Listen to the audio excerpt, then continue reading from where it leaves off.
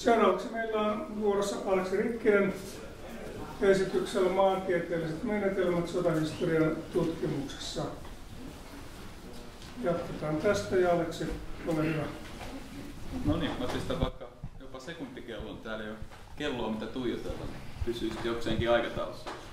Tosiaan kiitoksia tässä vaiheessa arvon kuuntelijat, monta lehtori, professoritason ihmissäkin yleisössä, niin se on aina kiva puhua laajalle kattaukselle porukkaa. Ja myöskin maantieteilijä ystäviä ja kollegoita tuolta Kumpulasta niin näkyy vanhoja ja uudempiakin kavereita siellä, niin mukava nähdä teitä kaikki. Tosiaan tasokkaita esitelmiä on ollut tähän mennessä.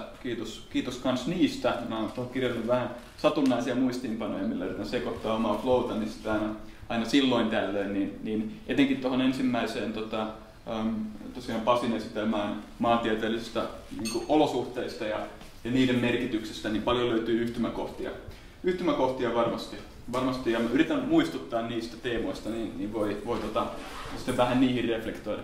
Mulla on paljon kapeampi tietyllä tavalla tämä mun katsanto, koska omat tutkimuskentät on käytännössä pääosin ollut Käsivarren Lapissa, eli sitä arktista ja vuoristoista niin kuin maantieteellisessä jaossa, niin esimerkit tulee sitä kautta, mutta ainakin esitelmän loppuun niin vähän kehitysmaantieteenkin puolelle mennään, eli tosiaan tulee case-esimerkkejä kanssa tuolta Taitavuorilta tai Taita-Tavetan piirikunnasta Keniasta, eli ei ole yksinomaan sinivalkoiset lasit päässä tässä, tai Suomi ei ole ainoa tutkimusalue. No siinäpä hieman esitelmän rakennetta, jossa pysyn jollain tasolla ehkä, mutta lähdetään taustatuksesta, meikäläisen taustatuksesta liikenteeseen, ja myös vähän sillä, että mitä maantiede, historia, arkeologia, pieniä sellaisia määrittelyjä, jotta ne pysyisi takaraivossa tässä esitelmän aikana.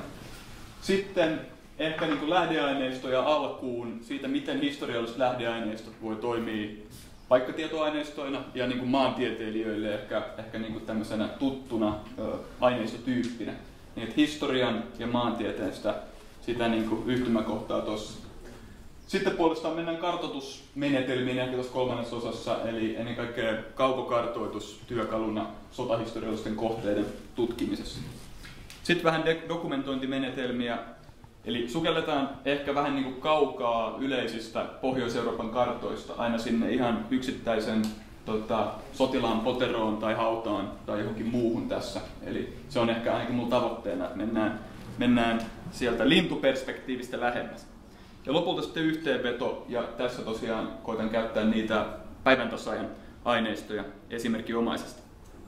Siinä on tosiaan saksalaisia upseereita, majorit Österman ja Artman tutkimassa saksalaista operaatiokarttaa Käsivarren maastoissa kevättalvella 1944. Ja ainakin lasit on ollut kunnossa, mutta kartta taitaa olla aika yleismittakaavainen nähden, että nämä tyypit oli tekemässä tarkkaa maaston tiedustelua, niin ei sitä mielellään 1:100 tonnin kartalla kyllä tekisi.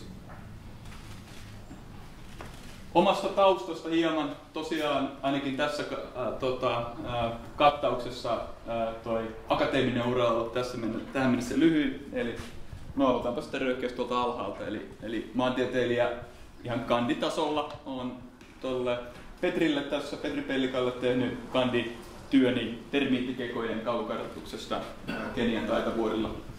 Mutta muuten sitten toi oma toiminnot sen jälkeen ja ehkä vähän ennenkin sitä, niin on kekojen sijaan mun kiinnostus on ollut nimenomaan sotahistoriallisten kohteiden kartoituksessa ja kaukokartoitusmenetelmien ja modernien paikkatietomenetelmien hyödyntäminen siinä näkökulmassa. Isoin oma tutkimusprojekti on ollut tosiaan tämä projekti Sturmbock, eli Lapin sodan suurimman saksalaisen puolustuslinjan kartoittaminen Käsivarren Lapissa. Siitä saatiin kollegan kanssa kirja pullautettua ulos 2022 ja pari vuotta sitten tuli palkintokin tietenkin kunnallistasolta, joka lämmitti kovasti mieltä, niin myöskin Enontekiön kunta on ollut aina meidän tutkimuksiin todella positiivisesti suhtautunut. Sen lisäksi tulee hieman esimerkkejä Hangon suunnasta, jossa työskentelen konfliktiarkeologien kanssa tämmöisessä hieman niin kuin tarkempaa arkeologisissa tutkimuskohteissa. Niin, jossa ollaan sitten siinä, missä ehkä tuolla Käsivarressa on isoja alueita, missä tehdään peruskartoitusta, kartoitetaan, että mitä ylipäätään erämaassa on tavallaan tyhjään karttaan tehtävää tutkimusta, niin niin Hangossa sitten tutkitaan enemmänkin sitä arkeologista kaivauskuoppaa ja käytetään siihen mantsalaismenetelmiä. No sen lisäksi puhutaan kaikenlaista sotahistorian alalla, jostain maksetaan paremmin, jostain huonommin, mutta ainakin Yle maksaa ihan hyvin tuosta vaietut arktiset sodat dokumenttituotannosta, niin se on mulla päivätyönä käytännössä. Eli ensimmäinen tuotantokausi löytyy Areenasta ja seuraava Kylmää sotaa arktisella alueella 6-osainen dokkari tulee tänä syksynä, ehkä marras-joulukuussa, niin Areenaan. Eli aika ajankohtaista asiaa sielläkin. Mutta ei tulla enempää aikaa mun taustaan. No, tässä on varmasti Pasi, joka tulee niinkin herkulliselta laitokselta kuin yliopistolaitokselta, missä se historia ja maantiede on saman katon alla, niin kuin monissa Euroopan maissa, ainakin perinteisesti taitaa ollakin. Mun tausta, kun mä tuun Kumpulasta Helsingin yliopistosta, niin siellä ei juurikaan niin kuin historiaa, tätä linkkiä ei niinkään löydy, vaan se on ehkä enemmän niin kuin luonnontiede ja maantiede on yhdessä tuolla matemaattis-luonnontieteellisessä tiedekunnassa Kumpulassa. Mutta ei jäädä tänne niin kuin tieteenalojen sisäisiin kahlualtaaseen ihan kauhean pitkäksi aikaa, mutta ehkä semmoinen on hyvä pitää mielessä, että kun maantieteilijänä tulee yleensä ilmiöihin ja tutkimus pohjautuu kuitenkin spatiaalisten, temporaalisten vuorovaikutussuhteiden ja niiden ominaisuuksien tutkimiseen. Siinä missä historioitsijat, niin no, tämä ei ole nyt niin kuin joko tai, mutta historioitsijoille lähteet on empiirinen aineisto yleensä tutkimiseen. Eli se, mitä arkistoista löytyy. No, historiassa on monia tietenkin tutkimuksen kenttiä ja jos ihan tänne ylätasolle, niin kuitenkin lähdeaineistot on keskeisiä. Siinä missä maantieteessä saattaa olla vähän erityyppinen lähestymistapa, se lähdeaineisto tai aineisto, mitä tutkimuksessa vaikka geoinformatiikassa käytetään, on sitten usein vaikka joku kaukokartoitusaineisto, ilmakuva, laserkeilaus, siinä missä ehkä historiassa se on sitten sieltä arkistodokumenttien puolelta tulevaa tietoa. Sitten puolestaan arkeologia on se kolmas, mitä ainakin mun työssä aina kosketetaan läheisesti. Ainakin kun sitten puhutaan maastokartoituksesta ja mennään tutkimaan vaikka tällaista yksittäistä saksalaisten tähystyskorsua Viehkastunturin rinteillä, niin siinä arkeologiset menetelmät, se mitä ihmisen toiminta jättää ympäristöön jälkeen, se miten sitä tutkitaan, niin se on hyvin lähellä siinä. Mutta tämä oli vain tämmöistä pientä metodologista puolta tähän alkuun. Ehkä tälle slaidille on hyvä antaa sillekin tilaa, että sanoa, että mitä tämä niin kuin, vaikka toisen maailmansodan ihan perustutkimus Suomessa niin kuin tällä kentällä on. Historian kirjoja, kuten Pasikin sanoi, on kirjoitettu tietyistä aiheista todella paljon. Suomi on aika lailla sotahistorian luvattu maa ollut siinä mielessä, että myöskin ihan populaaria yleisöä riittää lukemaan kirjoja, ja niitä on kirjoitettu aika paljon niin tieteellisesti kun sitten tuossa ihan niin kuin populaarilla kentällä.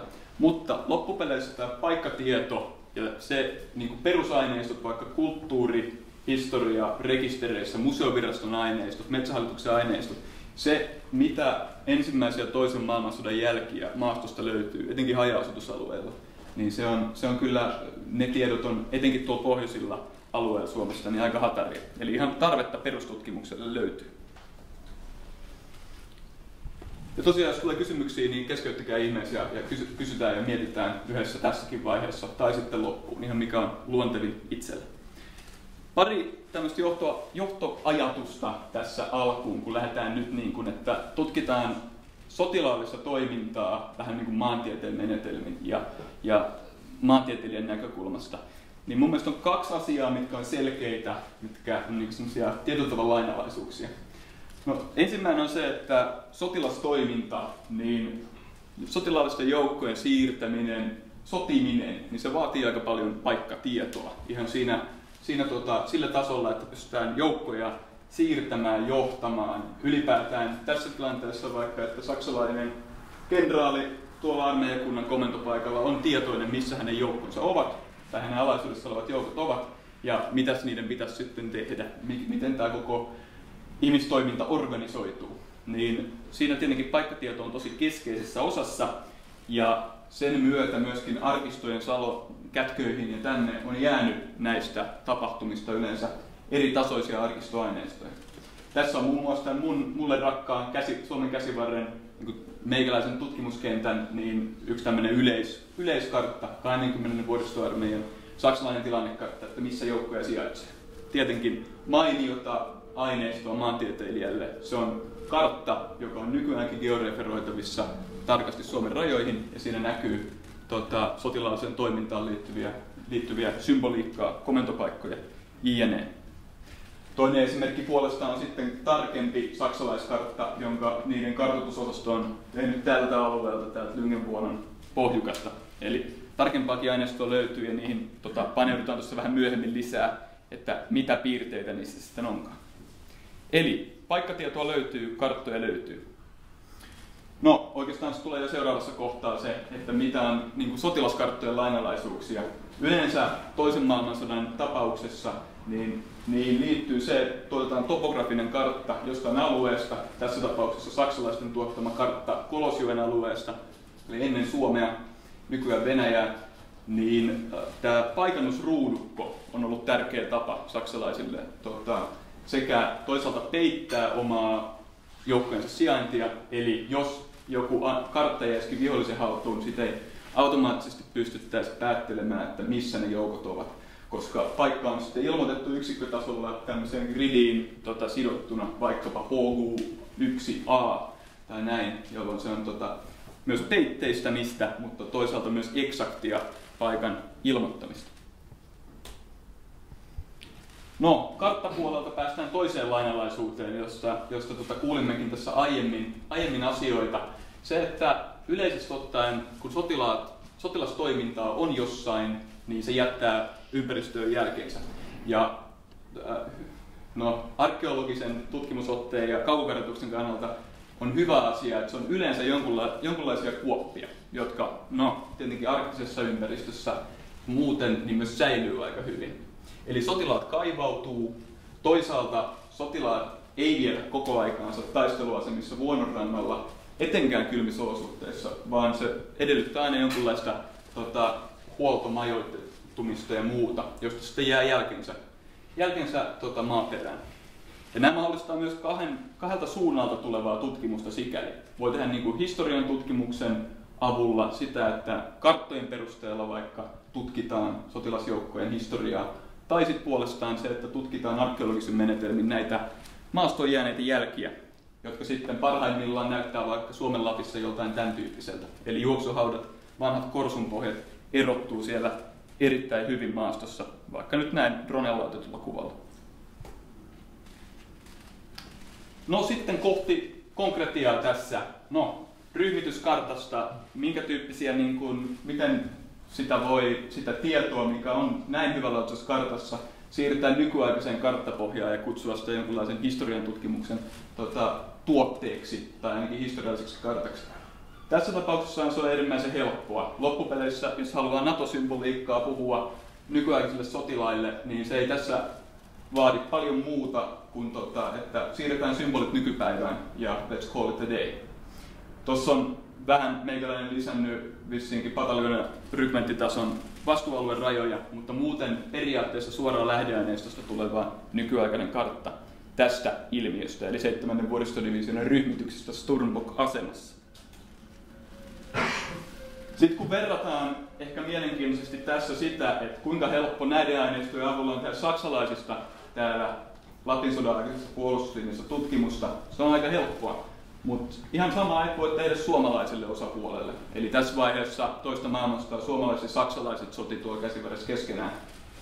Suomalaiset ei ollut valmistautunut siihen, että täällä tultaisiin sotimaan linnoittautunutta vihollista vastaan, niin kartat käytännössä oli tätä tasoa alueesta. Taloudellinen kartta taitaa olla 1:100 tonniin, jolloin myös suomalaisten operaatioiden tarkka paikantaminen ja joukkojen liikkeiden arvioiminen on huomattavasti vaikeampaa nykypäivänäkin, koska se itse peruskarttamateriaalikin on noin primitiivinen. Puolestaan sitten, jos on tämmöinen hyvälaatuinen lähdekartta käytössä, tämä on vain suurennus tuosta äskeisestä, niin tämä mahdollistaa esimerkki, miten se sitten mahdollistuu tekstidokumentista, historian tutkimuksen tekeminen, vaikka tässä tapauksessa yksittäisen tiedustelupartion reitistä täällä Sturmbok-aseman edustalla. Eli noihin grideihin sidottuja peitteistettyjä paikkasijainteja löytyy tästä neliöiden avulla. Sitten saksalaiset toisaalta viittaa myös raportissaan niin näihin ihan paikan nimiin, jolloin mä oon ne ympyröinyt tuosta, jolloin voi saada jonkunlaisen kuvan siitä, miten tämmöinen yksikkö on tuolla liikkunut. Se ei tietenkään, kun he ovat hiihdelleet siellä tuon partion, niin siitä ei enää löydy maastosta mitään jäänteitä. Tai olisi epärealistista yrittää etsiä niitä yksittäisiä varusteita, mitkä on vaikka pudonnut hankeen tai muuta. Niin tämä on mielestäni tämän tyyppisen tai tämmöisen tapahtumahistoriallisen, temporaalisen asian selvittäminen, niin se on lähes ainoastaan tämmöisten arkistoaineistojen avulla mahdollistakaan nykypäivänä. Toisaalta usein saksalaistenkin tapauksessa niin ei olla ihan niin onnekkaita siinä mielessä, että mitä tasoa ne kartat on, mitä on käytetty. Tässä on ollut muun muassa tämän puolustuslinjan rakennusvaiheen aikainen sikäli tarkka kartta, joka sisältää valtavasti attribuuttitietoa, eli konekiväärien sijainteja ja mitä sinne on suunniteltu. Mutta itse peruskartta on piirretty käytännössä nenäliinaan sen avulla, mitä nyt Ögalla nähdään maastossa. Niin verrattuna mun ja kollegan kartoitustuloksiin tuolta alueelta, niin tämä on hyvää tausta-aineistoa, jota verrata kentältä tehtäviin havaintoihin, mutta itse paikkatietoaineistoa tämä ei ihan suoraan ole, tai se vaatii aika paljon jalostamista, että sitä sellaista saadaan. Pahimmillaan, tässä löytyy yhtymä kun kohta dokumenttien polttamiseen sieltä ympäristöpuolelta, niin valitettavasti tämä on ollut saksalaistenkin suhteen aika yleistä, ja vaikka nyt tässä Turboklinjan tapauksessa tiettyjen suurimpien osien alajohtoportaista kaikki aineistot on palannut joko Potsdamissa liittoutuneiden pommituksissa tai muuten vain tuhottu sodan päätyttyä, ja ne ei ole käytettävissä, jolloin usein mitä alemmas mennään tässä sotilaallisessa hierarkiassa, sitä vähemmän aineistoa on, sitä epätarkempia ne on, ja pahimmillaan myös vaikka tähän malliin palaneita. Toi on tuossa Rauhankadulla kansallisarkistossa yksi esimerkki kartta tuollaisesta saksalaiskomppanian ryhmityksestä, josta on kuitenkin onneksi säästynyt aika herkulliset osat, eli noin peruspuolustuslinjat tuossa Käsivarrentien varressa. Tuossa oli nyt katsaus noihin historiallisiin kartta-aineistoihin, mitä kaikkea niillä voi tehdä. Nyt tullaan ehkä enemmän maantieteilijäpuolelta sitten siihen, että mitä kaikkea kaukokartoitusmenetelmillä voi tehdä, jotta voisi niin kuin maastosta etsiä jälkiä sotilastoiminnasta. Juuri näitä kuoppia, rakennusten jäänteitä ynnä muuta. Ilman muuta laserkeilaus on nykymenetelmistä kaikkein yksittäinen niin tehokkain menetelmä. Se on siis aktiivinen kaukokartoitusjärjestelmä, jolla oikeastaan tähän malliin Hesarin visualisointi on hyvä. Pystytään luomaan tämmöinen kolmiulotteinen pistepilvi maastosta, josta voidaan sitten eri luokittelumenetelmin poistaa puuvartinen kasvillisuus suurimmassa osassa olosuhteita, jolloin jää sitten vain digitaalinen pintamalli tässä tapauksessa, jossa on vain korostettu eri visualisointikeinoin noita maanpinnan vaihteluita metrin spatiaalisella resoluutiolla. Tämmöinen äänestys mahdollistaa semmoisenkin paikan, joka ei paljon ilmakuvalta näytä kummoselta, niin potentiaalisten sotahistoriallisten kohteiden havainnoinnin siellä. Ja tämä on ollut yksittäinen menetelmä, mikä on mun ja kollegan tutkimuksissa ollut se kaikkein tärkein, että kaksi ukkoa pystyy kuitenkin muutamassa vuodessa kartoittamaan tuommoisen 10 kilometriä pitkän puolustuslinjan Käsivarren Lapissa. Toisaalta myös arkistoilmakuvat, ja tässä on vähän niin kuin taas overlappi, mikä on arkistoaineistoa, mikä on paikkatietoaineistoa. Parhaimmillaan on molemmat, parhaimmillaan molemmat yhdistyy siinä aineistossa, jos tällaista tehdään. Tuossa on Saksan ilmavoimien ilmakuva tuolta alueelta, vähän niin kuin Sturmbokin selusta alueelta, niin sen rakennusvaiheen ajalta.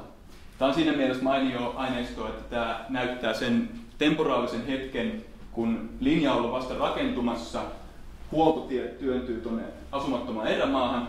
Siellä näkyy myös sitten leirejä pienellä tuommoisia pistemäisiä kokonaisuuksia.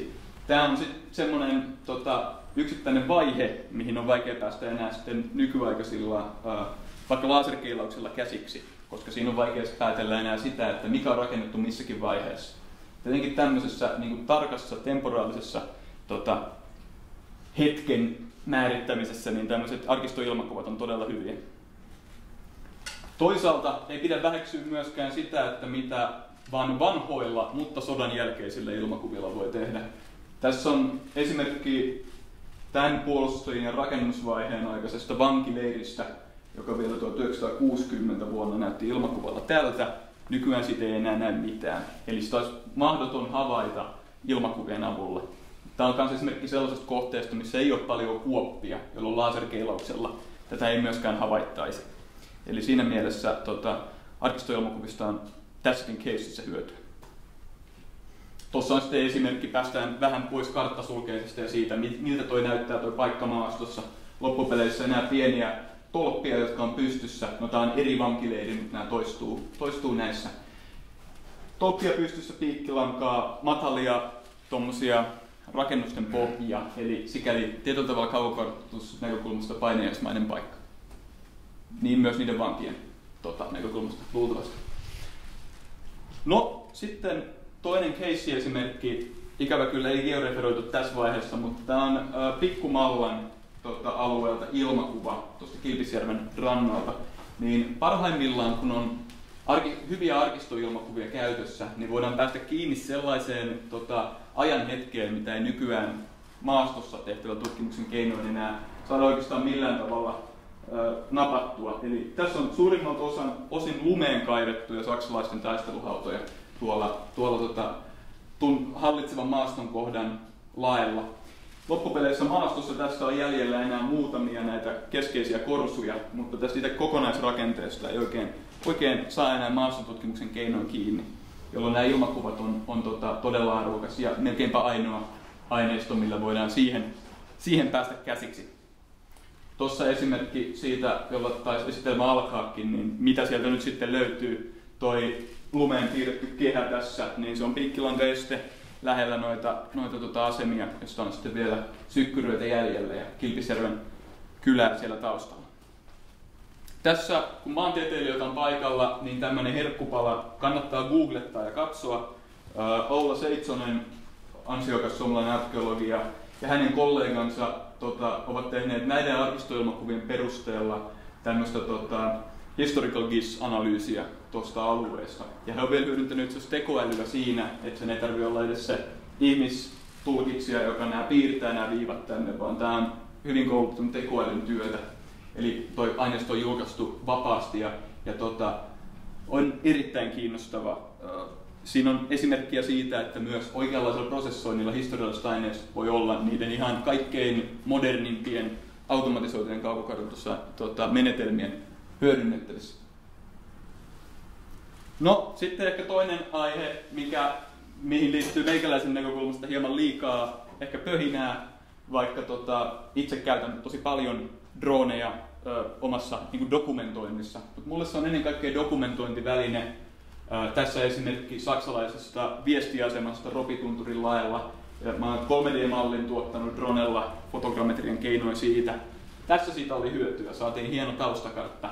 Mutta itse drone ei ollut se tutkimusväline tietyllä tavalla, millä esimerkiksi historiallinen kohde oltaisiin havaittu tai muuta. Mutta toki tämäkin tulee kehittymään siinä mielessä, missä ne kantaa koko ajan parempia sensoreita, koko ajan parempia kameroita, jne. Mutta mä sanoisin, että tämä ei ole ehkä niin vallankumouksellista vaikka Suomen näkökulmassa, koska täältä on hyviä kaukokartoitusaineistoja ilmaiseksi saatavilla. Mutta sitten jos mennään tyhjään kenttään, vaikkapa kehitysmaa-olosuhteissa, niin siellä tämä on paljon keskeisempää, että kerää itse aineistosi ja tutkisi siltä.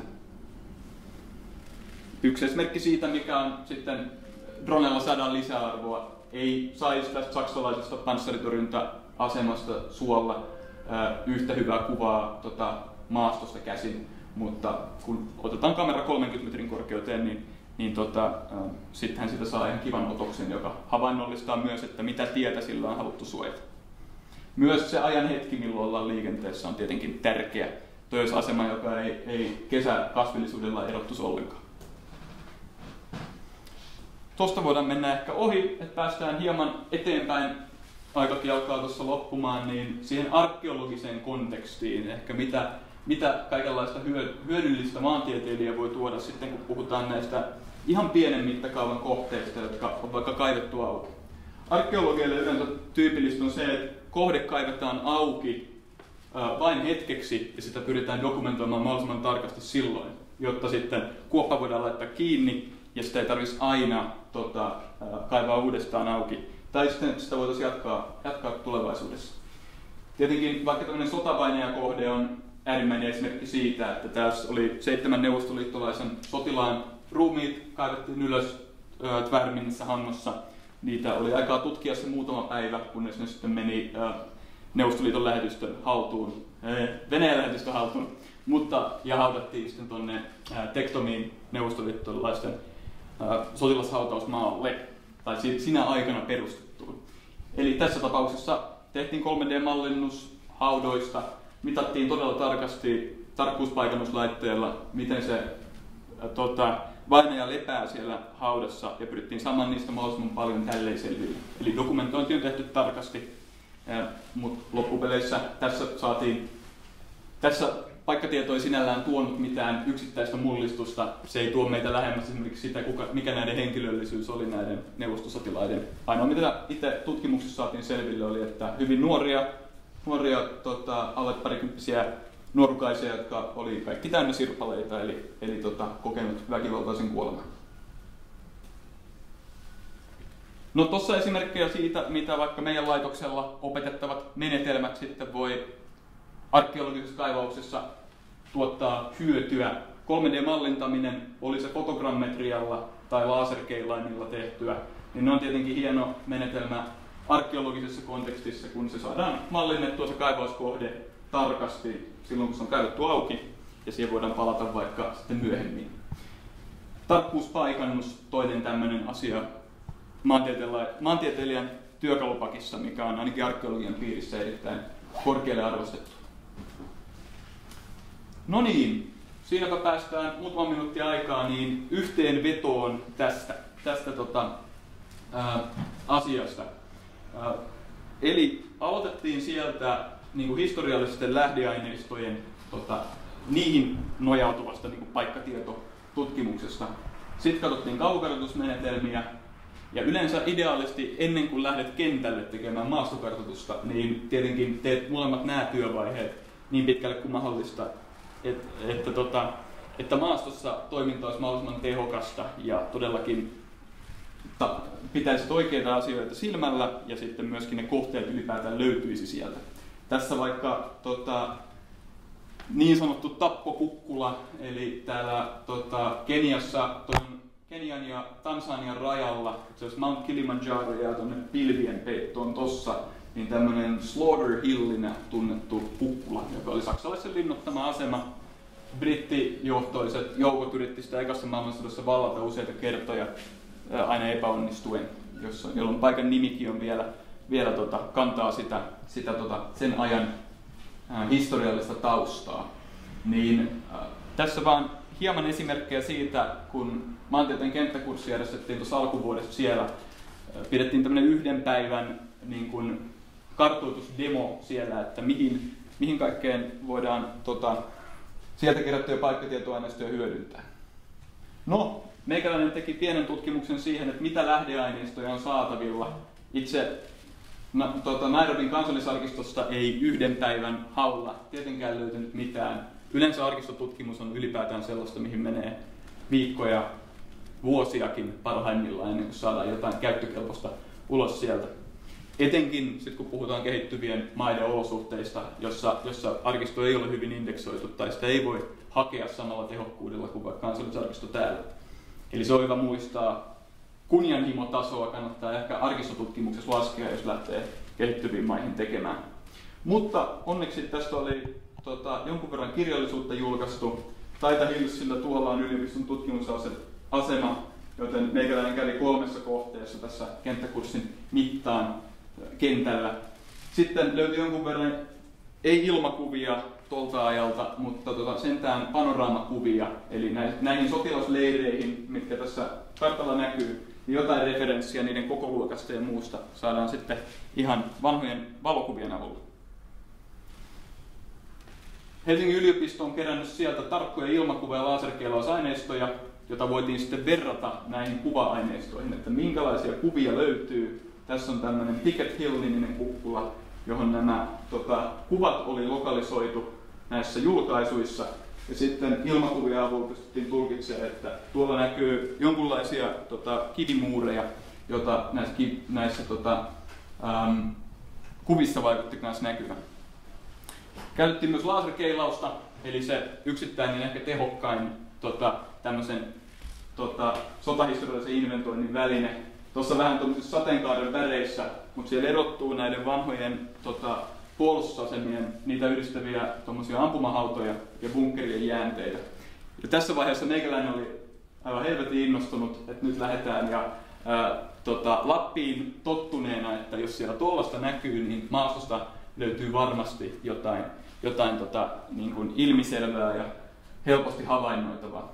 Tehtiin tämmöinen esikartoitus, eli lyötiin GPS-pisteitä valmiiksi, mitä tuolta löytyi ilmakuvalta, mitä tuolta löytyi laserkeilausaineistoilta, ja sitten lähdettiin kentälle. Karvaaseen pettymykseen. Nyt tietenkin paikallisnäkökulmasta hyvä asia. Sadekausi on ollut pitkä, kasvillisuus on korkeaa, eikä oikeastaan kentällä ole mitään mahdollisuutta tehdä kartoitustutkimusta. Eli maastotyöt sikäli jäi odottamaan toista kertaa, vaikka kohteita oli ihan kiinnostava tuon referenssiavulla etsiä sieltä pusikon peitosta. Mutta siinä on sitten esimerkki kuvasta vaikka tuolta Slaughter Hillin päältä. Tuollakin alueella on vielä kohteita, missä ihan suoraan maastosta löytyy vaikkapa tuossa tapauksessa mustaruutiaseiden, mutta sitten myös modernien nykyaikaisten mauseraseiden luoteja ja hylsyjä samoista paikoista. Eli erittäin kiinnostavia taistelukenttiä kyllä tutkittavaksi. Vielä pari esimerkkiä siitä, että mitä kaikkea yhden päivän niin kuin maastotutkimuksella tuolta löytyy. Tämä on brittiläisen laivatykin ammuksen osia, jotka oli raahattu tuonne sisämaahan kantajien voimalla hyvin pitkiä matkoja. Ainakin mulle erittäin eksoottista kenttälöytyä ja ainakin semmoinen, jos jollain mansalaisella jää mieleen, että sotahistorian tutkimusta olisi kiva tehdä myös trooppisissa olosuhteissa, niin tuolla on kyllä paljon taistelukenttiä tutkittavaksi aika pienelläkin vaivalla, kun kerran kaukokartoitusaineistoja löytyy. Hyvä. Siinä hieman sekavan puoleinen yhteenveto, mutta kiitoksia kuitenkin kiinnostuksesta ja kysymyksille varmaan jonkun verran aikaa.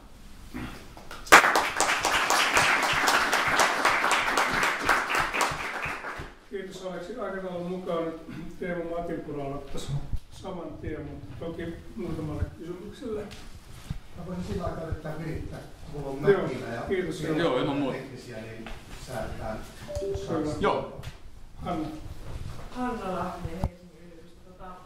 Maantieteellinen kysymys, että onko huomattavia eroja kenttätöihin valmistautuessa Lapin ja Taipaleita ja muuta kuin kasvillisuuden määrä? No joo, se on tietenkin Suomen Lapissakin se olosuhde, jolloin sitä kenttäkartoitusta voidaan tehdä, on vain muutama kuukausi. Eli loppupeleissä se ajallinen homma ei ole ollenkaan niin hankala. Tietenkin se, että Suomessa on jokamiehen oikeus sikäli, eli kukaan ei tule estämään sinua, kun sä menet sinne maastoon. Tuolla kohteet maa on aina jonkun omistamaa, jolloin vaikka tuonne Slaughter Hillille niin kulku niin tapahtuu Viikkilan kaidassa oven porttien läpi. Ja osittain siksi se on säilynytkin niin hyvänä kohteena, että maan pinnalta löytyy kohteita, koska se on jollain tavalla yksityisalueen suojelu. Eli ainakin se, että se paikalle pääseminen ei ole ihan niin yksiselitteistä. Ja tietenkin se ehkä pääasiallisempi. Niin, että kuivakausi, täälläkin harvinaista noin korkea kasvillisuus silloin, olen siis tuolla mukana. Kuivalla kaudella se kenttä olisi ollut paljon helpompaa ja ne kuopat tai poterot olisi tulla havaittua paljon selvemmin. Itse kriittisesti saatoin myös yliarvioida sen, kuinka hyvin kohde näkyy. Jos laserkeilauksessa näkyy, että siellä on selkeä kuoppa rinnevallovaristuksessa, niin se kuoppa saattaa oikeasti olla vain 2 senttiä syvä. Eli sitten kentällä tutkittavaa ei, jos sinne ei lähde kaivamaan arkeologian menetelmiä, niin kauheasti löytyy. Ja juuri niin, että keilaus oltiin tehty noin maaliskuussa 2022, vai oliko se vanhempaa aineesta? Tämä oli sitä uutta. Joo, maaliskuussa 2022. kuivakauden päätteeksi. Sateet eivät olleet niin vielä alkaneet, että silloin ruoho oli paljon matalempana, milloin sitten myöskin ne kuopat olivat paremmin näkyvissä siinä aikana. Näin. Siellä on. Kysymys. Hieno lukenut näistä teidän tutkimuksista, hieno kuulla ja mitä se on sitten käytännössä ja millä niitä avulla sitten voitte tehdä. Mutta se mikä voi kiinnostaa on se, että onko oikeastaan kukaan selvittänyt kunnolla, että miten Lapin tiestö kehittyi toisen maailmansodan aikana, eli mitä saksalaiset tekivät. Vaikka tiedetään, että tätä ja tätä on tehty, mutta onko sitten semmoista kokonaiskuvaa olemassa? Siitä on itse asiassa hyvän tämmöisen Pohjois-Suomen tiestön historiaa. Taitaa olla viimeisen 10 vuoden aikana. Jäämeren käytävä on ehkä kirjan yläotsikko. Niin toi Tiemuseo Mobilia, niin siellä on ihan hyvää julkaisupuolta siitä tullut 2000-luvun aikana. Ja tosiaan tämä ei nyt ollut niinkään kuin esitelmäkin. Se on toinen tarina, että miten saksalaiset vaikuttiin ja miten Sturmbokki rakennettiin. Puhuisin siitä mielellään vaikka puoli päivää tässä, mutta se oli ihan perustavanlaatuinen vaikutus alkaen teistä. Eli Käsivarren tie oli loppupeleissä se Norjan Ryngenvuonon johtava tie, niin oli saksalaisten loppuun saattama ja rakentama autoliikennöitävän kuntoon juuri näitä sodan tarpeita varten. Näitä pikkuteita, sivuteita, mitä kyllä. Siitä se tuli minulle mieleen. Toinen esimerkki on vaikka Inaris Kaamasesta Karikasniemelle menevä tie, niin näitä poikittaisyhteyksiä Lappiin tuli justiin sodan aikana saksalaisen tarpeesta. Yes. Olisiko vielä kysyttävää vai annetaanko puheenvuoro eteenpäin? Ehkä me jatketaan Teemu Matinpuro. Joo, mä yritän vaan olevan valmis ja kun Teemu oli alusta pois, niin mä kerron alustuksen Teemusta. Mä tunnen Teemun jo 35 vuoden takaa, mutta sen verran kerron, mitä tänään netistä löysin, että syntynyt Rovaniemellä, opiskellut ensin maantiedettä Oulussa, vaihtanut Helsinkiin maantieteen opiskelijaksi. Ja toimii nykyään Suomen rauhanpuolustajien toiminnanjohtajana ja oli tosiaan mukana vuonna 1989 ensimmäisenä taitalle suuntautuneella retkellä, mistä sitten on yhtymäkohta Aleksi Rikkisen ja myöskin minun. Ja Matinpuron aihe on sota suomalaismedioiden kartoissa. Ja se varmaankaan käsittelee ensimmäisen maailmansodan asioita Kenian taitavuorilta, vaan jotakin modernimpaa asiaa tavalla. Joo, ja pahoittelut. Tämä on ehkä ei niin fiksusti tehty, kun mulla oli nimittäin 30 slaidien sarja, mutta sitten tuli samanlaisia tekisiä. Mulla oli veljeni muistotilassa Oulussa ja yötä myöten tuli junalla hieman väsyneenä ja sitten tämä tikku, jolla mä olin siirrelty, niin se jotenkin vaurioitui. Mä yritin tossa ja vähän muutenkin, mutta ehkä kuten näette, nämä ei ole sitten myöskään, mä yritin jotain niin ottaa vain esimerkinomaisesti tänne mukaan. Ja ehkä taustalla, joo, niin tosiaan aikoinaan kun olin maantiedettä opiskella, olin edelleen filosofia ylioppilas. Opinnot loppu sitten Voimalehden perustamiseen ja musta tuli toimitusjohtaja, päätoimittaja ja niin edelleen. Ja piti vähän kiireisenä myöskin. Ja oli pari kertaa haaveena ikään kuin palata sinne, mutta sitten aina tulee jotain näitä ongelmia, minkä takia en sitten jatkanut uraa. Ja maantieteessä tuli mieleen vähän niin kuin tämä omalla tavallaan se, että miten maantiede voi niin kuin konfliktien selittämisessä olla. Ja osittain myöskin sen, että ikään kuin sen propagandan paljastamisena, mikä niihin liittyy. Ja tästä tulee mieleen se, että kartathan on aina ikään kuin vaan valintoja, että mitä siellä näytetään ja mitä jätetään näyttämättä ja millä tavalla asiat merkitään kartalle. Ja se alkuperäinen aineisto, mitä mä tutkin oikeastaan oli, mä olin paljon tekemissä ANC:n kanssa, Afrikan kansalliskongressia, täällä hoidin niiden tiedotusta ja niin edelleen, ja Nelson Mandelan vierailu ja muuta. Ja Etelä-Afrikassa silloisen tämän rotusodan aikana, siellä kerättiin hirveän tarkkaa dataa ihmisoikeusloukkauksista tai rikoksista oikeastaan voi sanoa. Eli kuinka paljon kuolee, ja yritettiin määrittää minkä tyyppisissä konflikteissa ja niin edelleen. Eli se on valtava pohja-aineisto ikään kuin katsoa sitä konfliktia niin kuin spatiaalisesti, että missä tapahtuu, vähän selityksiä mitä tapahtuu. Ja verrata tätä sitten siihen ehkä niin kuin mediassa silloin, no niin, päästiin pitkälle, mutta nyt se taas jämähti. Joo. Tuli takaisin. Hyvä, joo. Toivottavasti tuo menee sitten näppäimällä alaspäin. Niin, kun me mietitään taas jotain historiasta, että niin ennenhän aina sanottiin, että nämä dekolonisaatio varsinkin, ja puhumattakaan sitten Etelä-Afrikan konfliktissa, kuvattiin monesti niin kuin suomalaisessakin mediassa ikään kuin kylmän sodan niin kuin jatkeena, tai nähtiin, että nämä erityisesti Angolassa, mutta myös Etelä-Afrikassa ja Etelä-Afrikassa laajemmin, että nämä olisi ikään kuin vähän niin kuin Neuvostoliiton satelliitteja nämä sodat, että missä Neuvostoliitolla oli merkittävä vaikutus.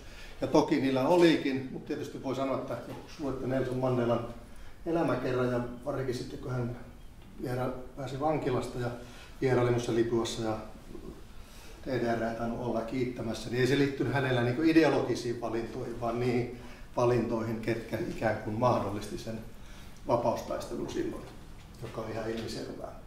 No mutta sitten kun taas kylmä sota päättyi, niin me yhtäkkiä huomattiin, että monet nämä Angola ja niin edelleen, Etelä-Afrikka varsinkin, niin tuli uusi selitys. Ne on etnisiä konflikteja. Ennen ne oli niin kuin kylmän sodan aiheuttamia näiden eturistiriitojen takia olevia sotia, mutta nyt yhtäkkiä ne olikin etnisiä sotia.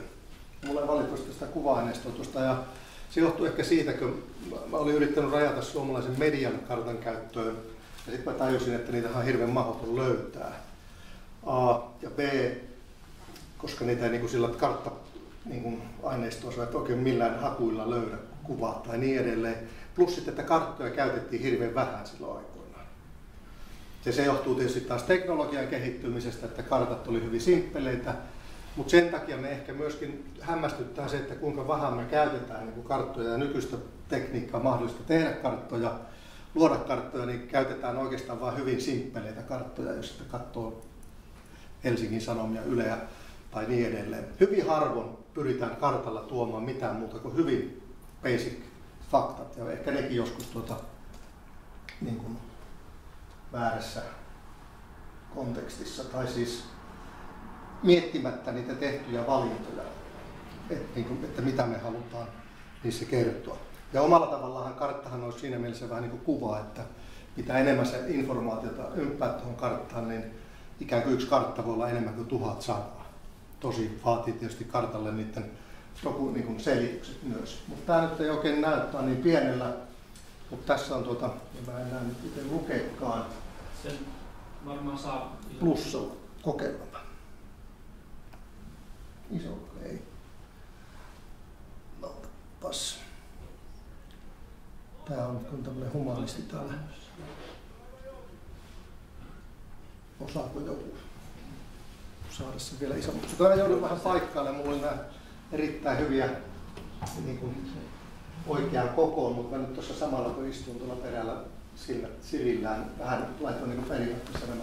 No sitten tässä nyt mennään niin ihan näihin konkreettisiin, ja mä en hirveän paljon lähde, mutta niin kuin, että myöskin se, että tämähän on niin tämä kaikille tuttu, ja tämä on kartta, missä kuvataan Ukrainan sotaa.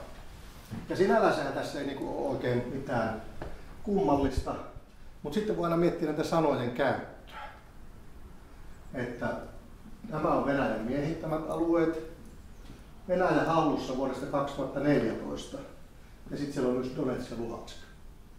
Venäjä toki oli sekaantunut Donetskin ja Luhanskin taisteluihin hyvin merkittävästi, mutta tästä puuttuu kokonaan ikään kuin se ukrainalainen toimijuus, jota haluttiin tai ei, oli olemassa. Ja kuvaavaa on se, että Ukrainasta puhuttiin sisällissotana vuoteen 2022 asti. Ja silloin se ymmärrettiin ikään kuin sisäisenä konfliktina, johon Venäjä oli hyvin massiivisesti sekaantunut. Mutta mietitään vaan, että onko semmoista sisällissotaa olemassa, mihin ei ulkovallat pyri sotkemaan. Ajatellaan vaikka vain meidän omaa, tai halutaanko sitä kutsua sisällissodaksi, en ota, tai voisin ottaa kantaa, mutta silloinkin saksalaisten merkitys oli valtava. Ja silti me puhumme ikään kuin suomalaisten vapaustaistelusta. Ja siinä mielessä toi Simon viittaus siihen, että entäs jos saksalaiset olisi voittanut tai säilynyt, niin mitähän meillä olisi tapahtunut sitten sisällissodan jälkeen. ettei näillä Koltsin joukoilla ollut niinkään tavoitteena Suomen itsenäisyys, ja osa suomalaista olisi halunnut saksalaisen kuninkaan tänne, ja varmaan näitä läänityksiä, niin kuin Baltian maistakin oli luvattu näille. Mutta sama koskee sitten niin kuin uutisointia, ja niin kuin nämä on vähän niin kuin historiattomia. Tämä sama kartta on ollut siellä näkyvänä pikkurikki, se eri tavalla, se, että kuka etenee, että niin kuin se ei ota mitään niin kuin ikään kuin kerro siitä, että mistä on lähdetty liikenteeseen. Ehkä karttoja on julkaistu joskus, tai yritin kaivaa silloin ja kaivoinkin niitä, että ikään kuin sodan selityksiä, jotka liittyy tietysti venäjänkieliseen väestöön, plus sitten siihen pitkään sisällissotaan, joka ikään kuin sementoi tuon Luhanskin ja Donetskin alueen ja Ukrainan välisen kriisin. Mutta se, että miten me kerrotaan ikään kuin, että ketkä on miehittäjiä ja ketkä on sitten valtaajia tai muita, niin sekin kertoo paljon. Ja tässä on harvinaista, että se on ikään kuin, näistä puhutaan, mutta kummallista Krimistä käytetään hallussa vuodesta. Mutta tämä tietysti liittyy siihen historiattomuuteen. Krimistä mun mielestä voisi käyttää parhaiten termiä miehittänyt, jossa se on ikään kuin hallinto on täysin sen kontrollissa. Ja sitten nämä on ehkä sitten taas vallattuja alueita. Eli tämmöinen niin kuin ristiriita siinä terminologiassa. Mutta sitten jos mennään, otetaan toinen esimerkki niin kuin miehityksestä ja sanavalinnosta, mitä käytetään. Länsi-Sahara, googlatkaa Helsingistä Länsi-Sahara, sieltä löytyy ehkä 12 artikkelia. Yksi on tämä, että niin kuin YK:n pääsihteeri, vaikka se on kaikkien maanvaltioiden tunnustamana miehitetty, niin joutui selittämään tätä.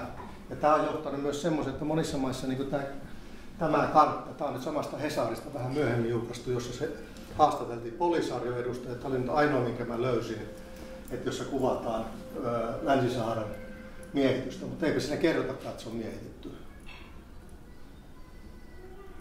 Ja sitten voidaan miettiä, että muualla maailmassa, missä Marokon, tämä voi olla ihan vahinko, mutta että muualla maailmassa, esimerkiksi Ranskassa, ollaan hyvin varovaisia tekemässä karttaa, jossa kerrotaan, että Länsi-Sahara on miehitetty. Johtuen siitä, että on valtavat intressit Marokossa, eikä haluta ärsyttää, niin kuin se YK:n pääsihteerikään Marokkoa käyttämällä sitä sanaa, vaikka se on de facto näin. Tai siis on ikään kuin kansainvälisen oikeuden näkökulmasta. Ja samaisessa jutussa, mikä liittyy näihin karttoihin, niin löytyy tietysti se, että kun tämä Polisario-edustaja täällä, niin tässä on, kun entinen siirto Espanjan vuonna 75 vetäytyy länsimaista. Tuolloin puhkesi yhä jatkuva konflikti Marokon kanssa, eikä Marokon miehitys alkanut siltä. Eli se ikään kuin muuttuu konfliktiksi. Ja tämä koskee tietysti tuota seuraavaa esimerkkiä, joka on, muistaakseni tulee tässä, josta nyt sitten ehkä enemmänkin kerron, niin liittyy tietysti tuohon Israel-Palestiina-konfliktiin. Ja tämä niin kuin kuvastaa sitä, että meille niin kuin miehitys, ja tähän sekoittuu tietysti se politiikka myös sillä tavalla, että mikä siinä uutisoinnissa ja niissä kartoissa kertoo siitä, että me niin kuin ikään kuin itse asiassa väittelin, siellä kävi suomalainen suurlähettiläs Wärtsilän kaasulaitosta avaamassa tuolla allekirjoitustilauksessa mietityssä Länsi-Saharassa, ja sitten käytiin kirjeenvaihtoa sähköpostitse, ja aluksi hän puhui siitä, että niin de factohan se on niin osa Marokkoa. No de facto tietysti voidaan sanoa, että niin todellisuudessa näin on, mutta kansainvälisessä oikeudessa ei ole, eikä suomalaisen suurlähettilään pitäisi missään tapauksessa mennä miehitettylle alueelle, ellei ole sitten erikseen sovittu. Ja sinällään tämä Wärtsilän kaasulaitoskin kansainvälisen oikeuden näkökulmasta hyvin problemaattinen kysymys, että pitäisikö edes käydä sillä. Mutta Länsi-Sahara on siinä mielessä mielenkiintoinen samaten kuin se Israel-Palestiina-konflikti, että niin kuin näissä monissa sitten tämä niin kansainvälisen reaktio plus nämä kartat vähän niin kuin sekoittaa sen, että me ollaan hyväksytty, että ne on miehitettyjä. Ja ikään kuin me ei pyritäkään painostamaan kumpaakaan osapuolta ikään kuin myönnytyksiin, kun taas Venäjän osalta me ikään kuin tiedetään ja tuomitaan ja ollaan valmiita ikään kuin menemään pitkälle meneviin taloudellisiin ja muihin uhrauksiin ikään kuin sen miehityksen tuomitsemiseksi. Sen sijaan me tuotetaan näitä karttoja, joissa me ikään kuin yritetään häivyttää se todellisuus tai ei mitenkään korosteta sitä.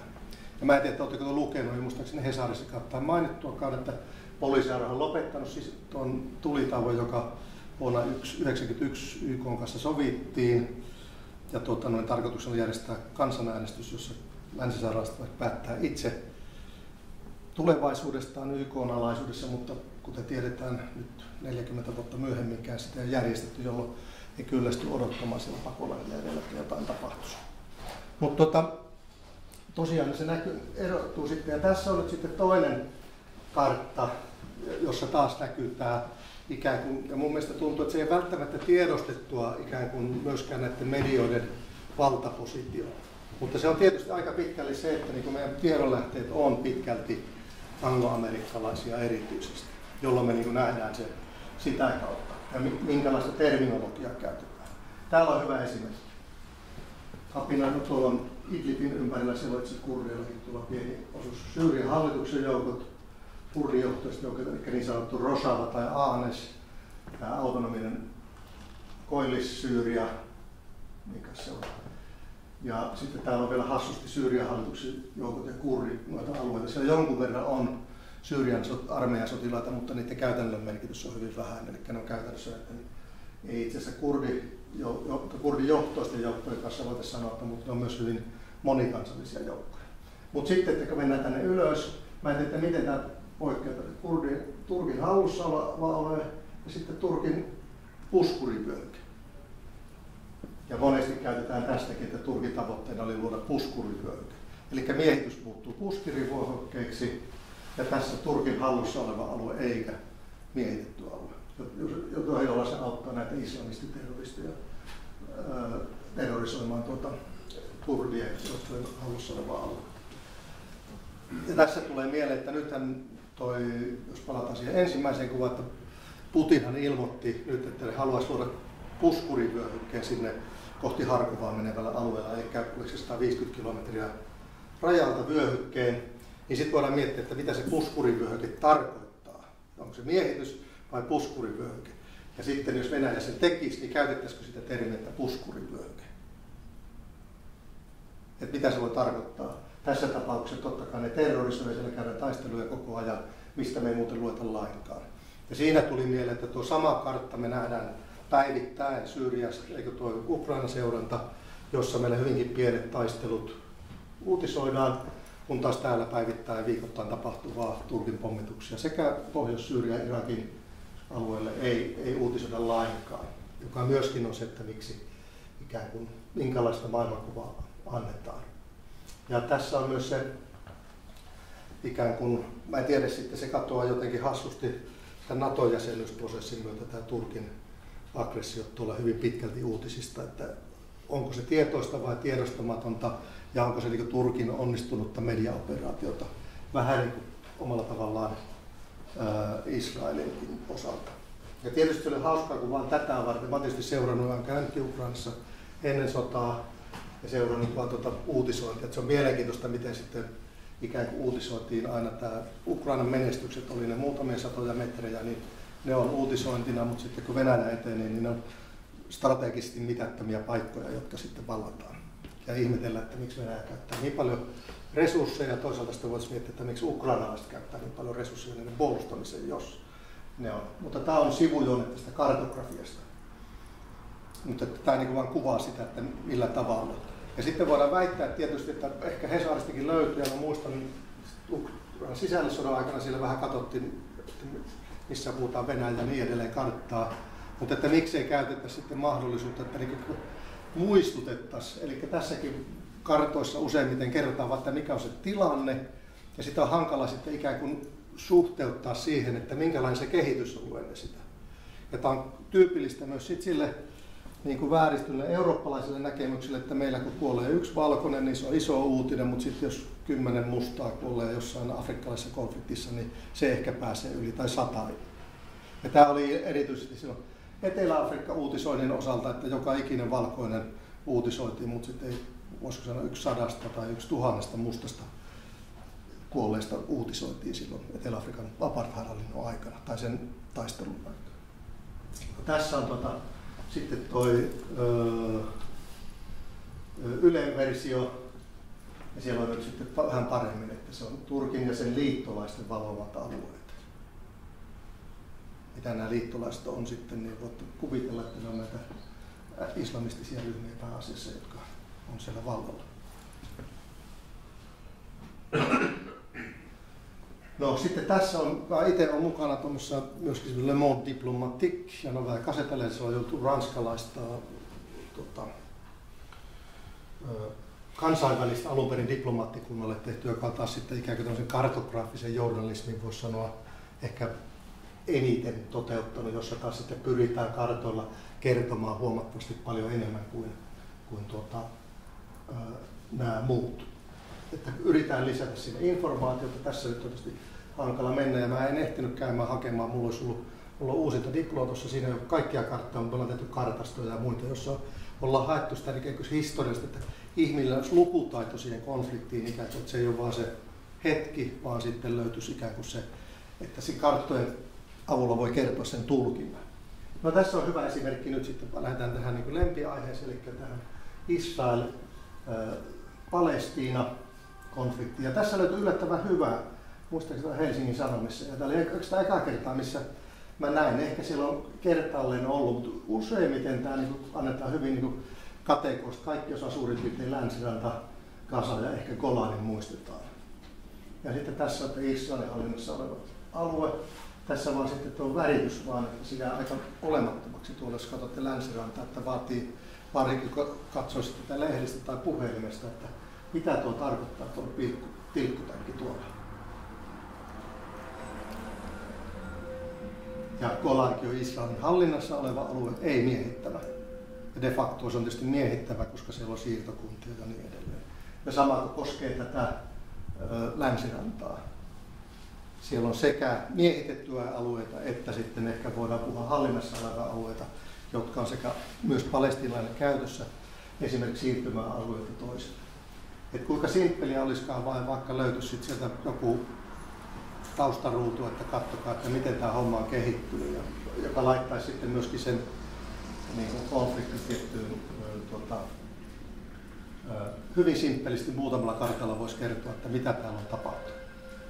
Eli tässä näkyy YK-jakosuunnitelma punainen, eli Israel olisi kahdessa pikkupalasessa mukana. Ja sitten sen jälkeen löytyy Israelin valtavat alueet, eli Jerusalem ja tuo ympäristö. Ja sitten tämä Jordania ja Länsiranta on omalla tavallaan silloin 48 vallitut alueet, 49. Sitten 2014 katsotaan aluetta. Tuolla lukee, tämä on siis meidän kartta, Golanin kuppulat liitetty Israelin 1981 ja 67 jälkeen miehittämät alueet ja Länsiranta näkyy tuolla tuommoisena tilkkutakkuna. Ja tämä on niin se Oslon sopimuksen mukaista A- ja B-alueet, josta sitten mennään vielä tarkempaan tuossa. Ja tässä on Itä-Palestiinan saaristo, hyvä esimerkki, mikä visuaalisesti voidaan kertoa, missä on todellisuus versus nämä kartat, mitä esitetään meille. Eli tässä näkyy nyt sitten se palestiinalaisten hallinnassa olevat alueet. Ja niistäkin on vielä sitten nämä tummalla olevat osittain palestiinalaisten hallussa olevat alueet. Eli tämä vaaleanvihreä on nyt sitten se, siellä on luonnonsuojelualueita lisäksi, niin on se, mihin pitäisi se Palestiinan valtio Gazan kanssa ikään kuin luoda. Ja nythän me tiedetään, että tämän Gazan nykyisen konfliktin myötä tämä kahden valtion malli on ikään kuin se, mitä kaikki toitottaa, että pitäisi pyrkiä. Mutta tämmöiset maantieteelliset tosiasiat sen toteuttamiseen on aika mahdottomat. Ja tämä vertautuu taas sitten siihen, mikä Etelä-Afrikassa oli. Silloin luotiin näitä pantustaneja kaikille heimoille omansa. Ja tässä on sitten palestiinalaisten pantustan saaristo, missä näiden välisiä yhteyksiäkään ei juurikaan ole. Puhumattakaan sitten, että jos mietitään yhteyksiä Gazaan, jos sitä puhuttaisiin.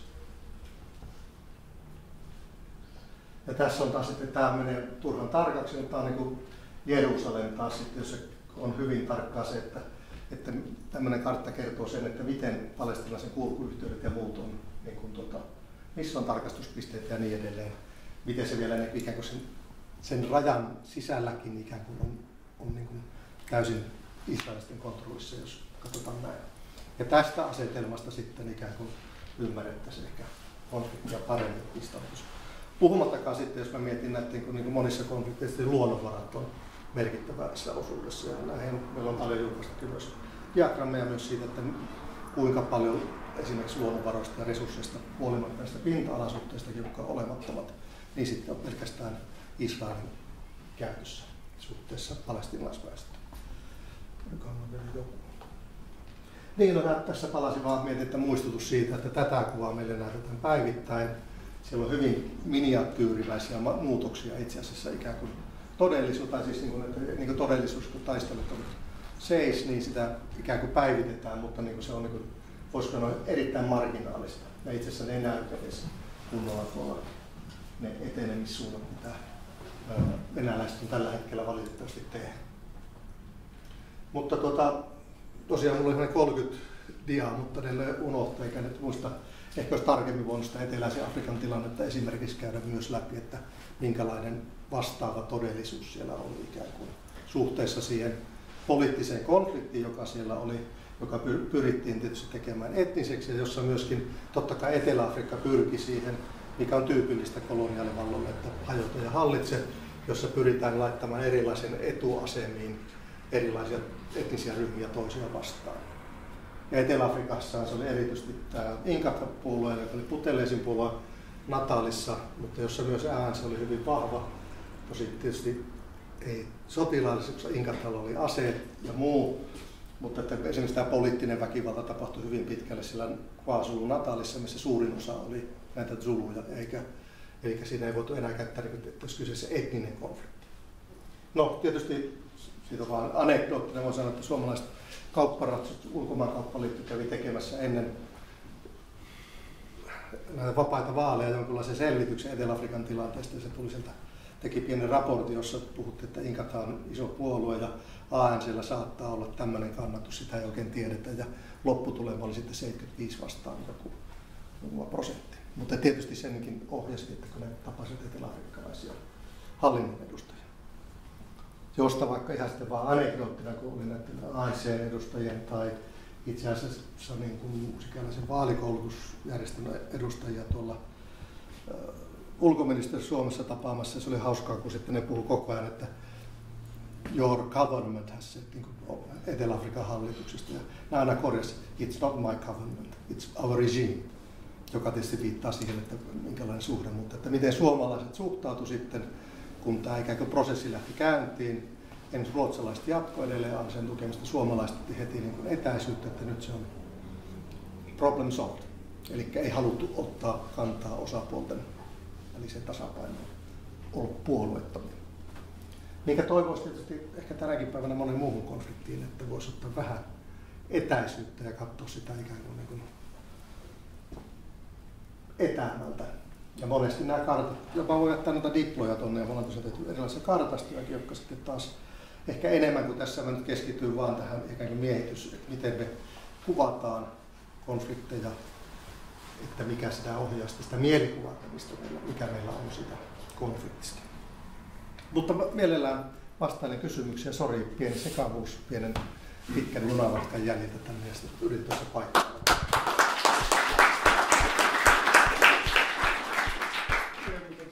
Kiitos Joosemattari Verjas. Joo, ei mitään.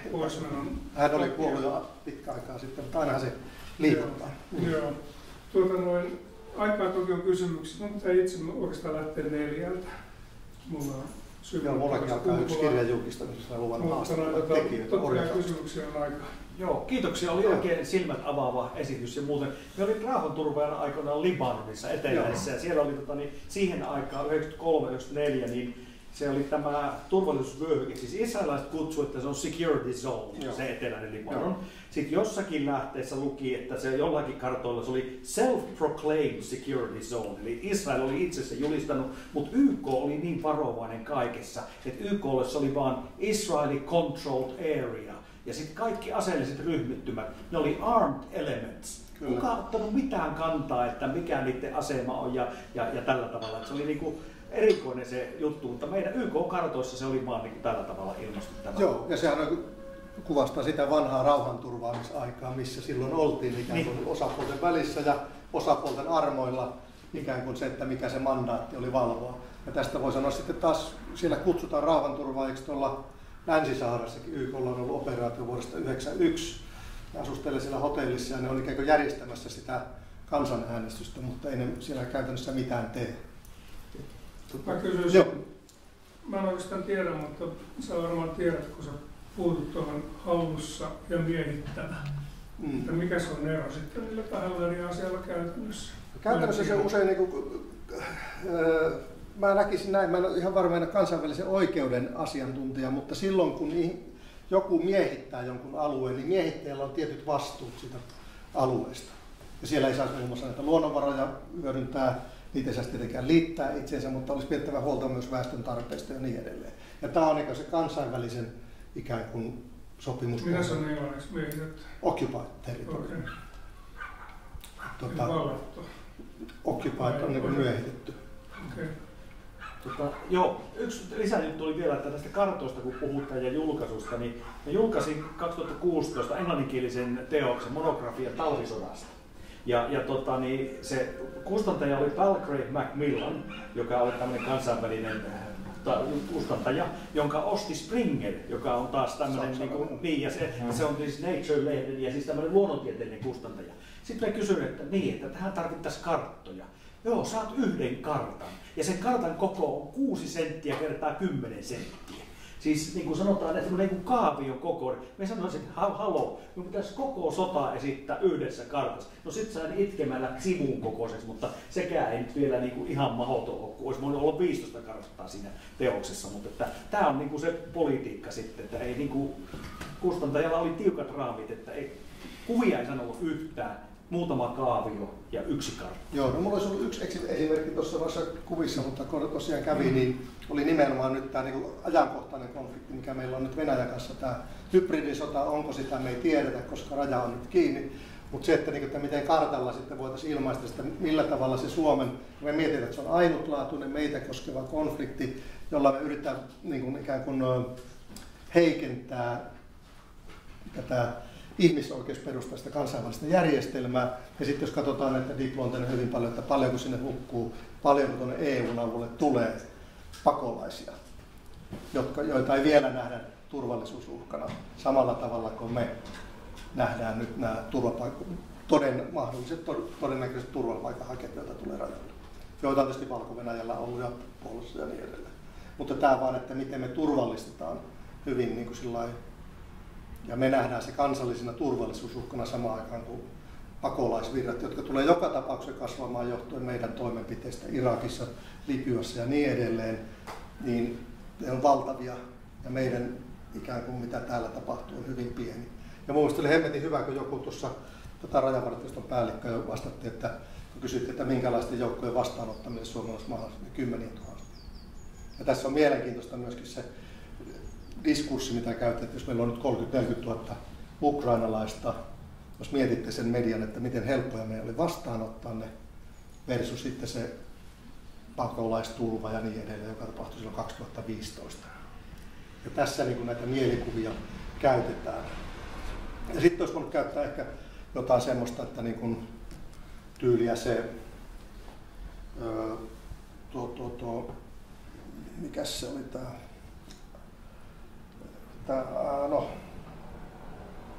mikäs se on se Turun saaristosta, oli tämä venäläisen Airiston Helmi-keissi, missä sitten käytettiin hirveästi rahaa karttoihin ja venereitteihin ja muihin, että kuinka merkittävä se oli. Ja se oli 400 ukkoa, muistaakseni sukeltajia, helikoptereita ja niin edelleen operaatiota tekemässä. Ja lopputulema oli koputtaa ovelle ja sanoi, että ollaan verotarkastajaa, haluan saada materiaalit haltuuni. Ja se on sillä hoidettu ja sitten media meni siihen halpaan. Ja sitten sieltä löytyi vanha, oliko se joku vanha Maihinnohu-alus vai mikä semmoinen, jonne se oli tehnyt saunan tämä tyyppi. Ja sitten siellä oli kaikkea tätä muutakin hassua sitten, että mitä kaikkea siinä oli rakennettu. Ja kaikki tutkit katsottiin vain sotilaallisen silmän läpi, mutta jos olette käynyt Venäjän Karjalassa tai missä vaan, että pikkuoligarkkikin, että minkälaista designia se tekee, niin ei poikkea sitä yhtään millään tavalla. Ja mielenkiintoista on tietysti se, että nythän kaveri on edelleen, selviääkö ikinä sitten jostain verorikoksesta? Teemu, kysymyksen mahdollisuus ja mun pitää itse nyt lähteä tässä yhteydessä. Mutta Samilla on kysymys. Ja kuinka se oli noin tämä tila on varattu? Onkohan Emilia tuolla? Kerron puolella. Joo. Joo, mutta munkin pitää ihan kohta lähteä, mutta mielellään vastaan vielä. Niin. Hyvä kun nostit tämän Länsi-Saharan esille ja ja kun sanoit, että löytyy siitä se tusina juttuja säkissä, koska se on tosissaan näkymättömiä. Ihan itse vaan tässä jossain vaiheessa, kun Euroopan niin näitä muilleja pystyttää, niin mä silloin voitin vähän katsella sitä, että kuinka usein ne tuo sitten tämän Länsi-Saharan tapauksen esille. Ja mä en muista, että se olisi missään nostettu esille. Semmoisen, mihin oli koottu vähän, että missä näitä muille on, niin se vaan kuvastaa sitä, että vaikka se on semmoinen niin massiivisen, että on tipahtanut siitä pois, että kun joku tippuu pois, niin se tippuu pois siitä, pois näkymistä pois mielessä oikeasti. Mutta siihen just kun tässä on pitkälti, sulla on lehtiaineistoa ja mikä vaikuttaa tähän, ja muistan tuon Pasin esimerkki oli hyvä tämän kustanteen kanssa. Ja yksi mitä itselläkin tuli historiakirjan kanssa niin anglosaksinen kulttuuri kuvien ja väittöjen kanssa, kirjojen kanssa, se ei ole vanhassa. Se on itse asiassa välillä ihan sulikeita tavoita, mitä ne tekee. Niin mä ajattelin lähinnä kun lehteä ja muita, niin oletko sä itse ajatellut sitä, että mitä syitä siihen on? Että onko se siitä, että toimittajat keskittyy liikaa tekstiin ja sitten se kuvat ulkoistetaan jollekin, joka ei tiedä mitä tehdään? Vai mitä sä itse näkisit syinä siihen, että näitä välillä näitä kuva- ja tekstipuolia?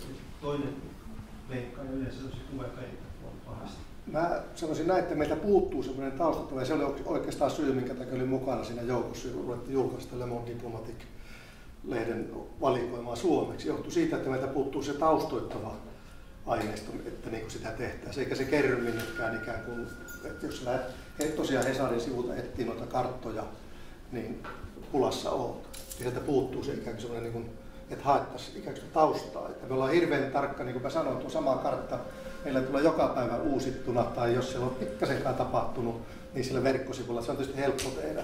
Mutta ei pyrittykään keräämään sellaista aineistoa. Nämä tuli vielä simppeleitä karttoja, missä on vaan ikään kuin tämä, mä mietin tätä, että millä tavalla me mielletään, että mitä siellä tapahtuu.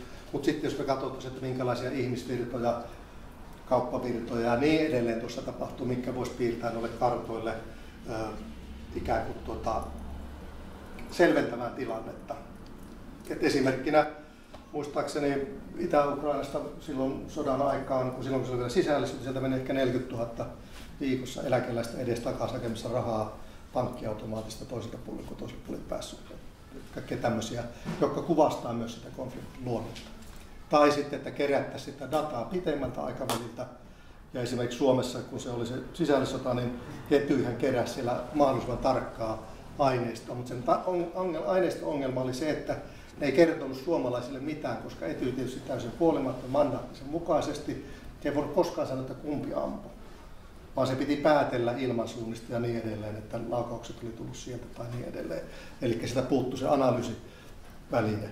No sitten voidaan tietysti sanoa, että niin kuin viimeisen 1,5 vuoden aikana valitettavasti se oli ukrainalaiset, jotka tappoi enemmän siviilejä siellä Donetskin puolella. Nämä uhriluvut tietysti voidaan katsoa sitä Etynlainosta ennen kuin tämä. Mutta se ei auta tietenkään siihen, että miksi sota on nyt sitten, että se vähän turha palata taaksepäin. Nyt eletään tätä päivää ja pitäisi miettiä, että miten me se lopetetaan. Ja nyt näyttää, että sekä Stoltenberg että Trump valmistelee meitä sitten siihen johonkin suomalaiseen versioon rauhanteosta. Joo. No mutta hän vaikka mä Joo. Joo, Leoneni. Niin näitä merialueita, että tässä kiitos esitelmästä, siinä oli pääselvästi niin maa-alueita. Joo. Mutta sitten niin kartografisen agression niin näitä merialueita, esimerkiksi Etelä-Kiinan meren alueita. Kiina väittää, että ne kuuluu heille, mutta niin miten tätä merialueita, no vähän siellä tuli jo niin Turun saariston merialueita. Joo. Esimerkkejä, mutta tämmöisiä isompia strategisia alueita, miten sitä pystytään? Me ollaan julkaistu kyllä, mutta tosiaan ei ehkä liittynyt siihen, kun suomalaisessa lehdistössä julkaista lainkaan. Meillä on Diplossa aikoinaan ja meidän nettisivuilta, jos tilaa sen, niin löytyy periaatteessa valtavasti aineistoa siitä, että minkälainen vastakkainasettelu siellä on käynnissä ja mistä siellä taistellaan Taiwanin ympärillä hyvinkin yksityiskohtaisia karttoja, joissa näkyy tämä. Ja sehän on omalla tavallaan kuvaava, että meillä tämä arktinen, jota me pidetään ja ymmärrettävästi onkin, Ja Yhdysvaltojen intressi tänne tulla näitä tukikohtiin liittyy nimenomaan siihen arktiseen alueeseen, väittäisin näin, eikä välttämättä Suomen puolustusintresseihin, jotka on sitten taas globaaleja intressejä, jossa taas omalla tavallaan tähän asti ollut ainoa alue, missä tämä suurvaltojen välinen yhteistyö on jollain tavalla sujunut, jossa on sovittu tiettyjä asioita. Mutta että tietysti tämä Ukrainan sota heijastusvaikutuksineen tulee sitten näkymään kaikessa yhteistyössä. Ja siinä mielessä mä olen ollut hyvin kriittinen myöskin viisumin niin kuin sopimusten lopettamiseen Venäjän kanssa, koska ei nyt mun ole hirveän hankala olla enää venäläisen opposition missään tekemisessä, joka on edelleen siellä maan sisällä. Mutta sitten toinen, mikä liittyy esimerkiksi tämä ympäristöalan yhteistyö, joka on katkaistu täysin. Ja meillä olisi äärimmäisen tärkeää tämän globaalin todellisen uhkakuvan, joka meitä on tämän ilmastonmuutoksen tai ilmastokatastrofin estämiseksi tietää, että miten se Siperian ikiä tällä hetkellä reagoi. Mutta me ollaan kategorisesti kielletty kaikki yhteistyö kaikkien venäläisten valtiollisten instanssien kanssa. No, Ukraina läpi menee edelleen kaasua, että heillä vielä diilit toimii, vaikka sotivat keskenään verissä päin. Ole hyvä. Kiitos. Olli Puumalainen, maailmanpolitiikan maisteriopiskelija ja toimittaja kanssa. Mä joskus diplomi. Tuosta tuli mieleen kun miten tavallaan kartassa visualisoiminen on vähän niin kuin sukua myös meidän niin kielen rajoitteille, että ihmismieli ja kieli ja visualisointikeinot hyvin heikosti pystyy käsittelemään tai tulevat käsitelleeksi niin kuin epämääräisyyttä ja liukuvuutta ja kontingensseja ja näin, kun tuossakin Syyrian kartasta tuli just mieleen, että siellä on valtavat autiomaa-alueet merkattu kuuluvaksi yhdelle ja toiselle. Ja sitten itse asiassa Iran ei vaikka juurikaan näkynyt siellä tai iranilaiset tukikohdat.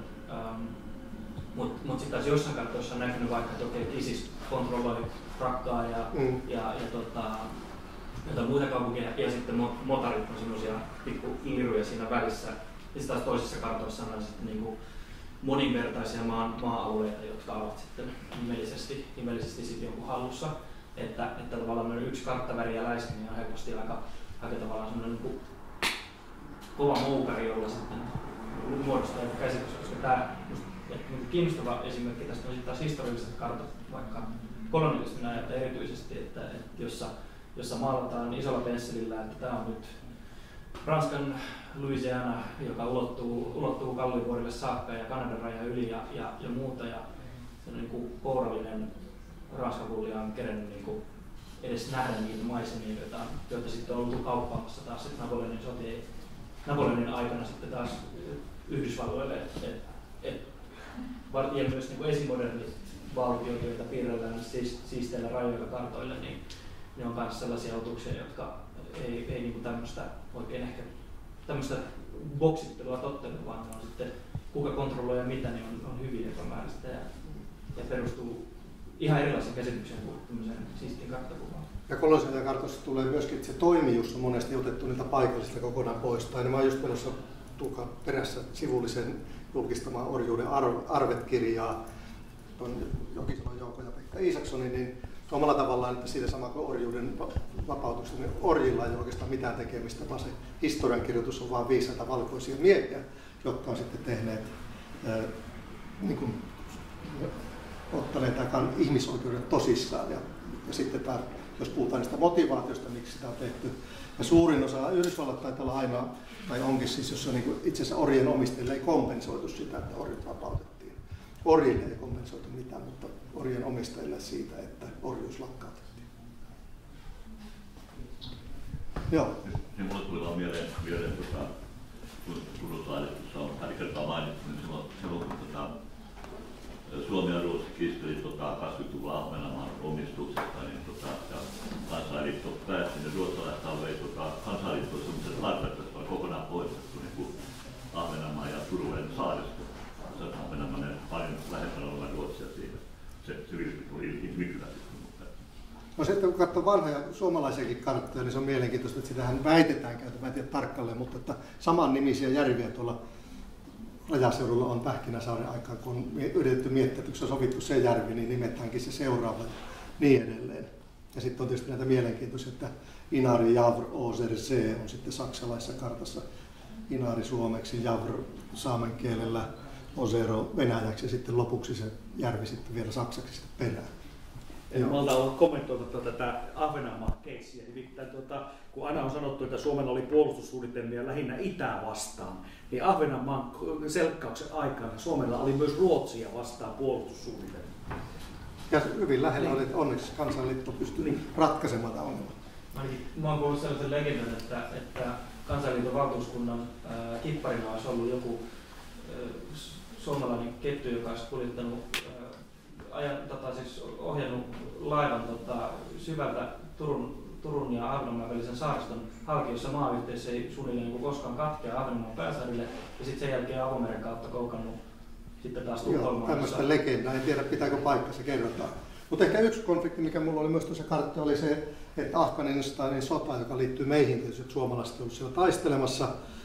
Että jos sitten sitä katsoo tuollaisessa maata tai mietitään just niitä sodankäynnin kanssa, että minkälaisessa maastossa pärjätään ja minkälaiset joukot, niin omalla tavallaan se, että jos sitä katsoo sitten taas tämmöistä niin maantieteellistä ja väestösuhteita katsoo sitä kartasta, Suomi ei mennyt puolustamaan naisten ja lasten oikeuksia, vaan Suomi lähti yhdessä Yhdysvaltojen kanssa jatkamaan sitä sisällissotaa, joka oli alkanut jo Neuvostoliiton aikana.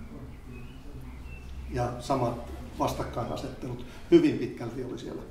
Mulla on hyvä ystävä, joka sieltä erosi siviilisotallishallinnon Matthew Hoh tuolta korkea-arvoisi, joka sitä operaatiosta erosi. Se kertoi joskus, oliko se Kandaharissa vai missä, kun se oli ikään kuin jenkkisotilaiden ja näiden neuvottelijana, ja siellä oli sitten afganistanilaisista paikallinen turvallisuuspalvelun päällikkö, armeijan päällikkö ja poliisipäällikkö, ja kaikki oli koulutettu Moskovassa, jotka nyt taisteli amerikkalaisten puolesta tai yhdessä rintamassa. Ja siinäkin taas se sodan kuva, että jos mietitte uutisointia, että mitä sieltä haluttiin kuulla versus se, että mitä siellä oikeasti tapahtui. Ja tämä oli myös se toinen esimerkki, että aina silloin vaihtiin komentajia ja lisättiin ja vähennettiin yhdysvaltalaisia joukkoja, niin säännöllisesti tällä sotapropagandalla kukaan ei viitti sanoa, että meni päin helvettiä, vaan haluttiin kertoa siitä edistymisestä, jolla ei ollut mitään tekemistä, niin kuin nähtiin sitten, että homma hajosi muutamassa päivässä. Ja maailman suurin sotilasmahti oli siellä operoimassa. Tästä ehkä sellainen hauska, lopetetaan siihen hauskaan anekdoottiin. Me aikoinaan järjestin dokumenttiprojektin kanssa sellainen elokuva. Mä en tiedä, muistan näitä Armadillo, joka kertoi tanskalaisesta sotilaasta, joka kertoi hyvin realistisesti siitä, mitä tapahtui. Ja se oli tuossa K13 elokuvateatterissa ja sitten siellä oli Kimmo Sasikin paikalla. Ja sitten siellä käydyssä keskustelussa Kimmo Sasi sanoi, että tämähän on ikään kuin myöntäen sen, ettei siellä naisia ja lapsia, mutta on hemmetin hyvää taistelukoulutusta suomalaisille sotilaille, kun ne joutuu tosi toimiin sen sijaan, että ne täällä eivät ole mukana. Niin siellä joku irvileuka nosti käden ylös, että jos ajatellaan meidän viholliskuvaa, jossa meillä on täysin ylivoimainen suurvalta, joka yrittää hyökätä tänne, niin kannattaisiko mennä sen toiselle puolelle opettelemaan sodankäyntiä. Mutta tämä oli vaan tämmöinen loppuanekdootti.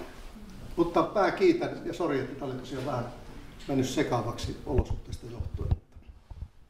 Yes. Kiitos.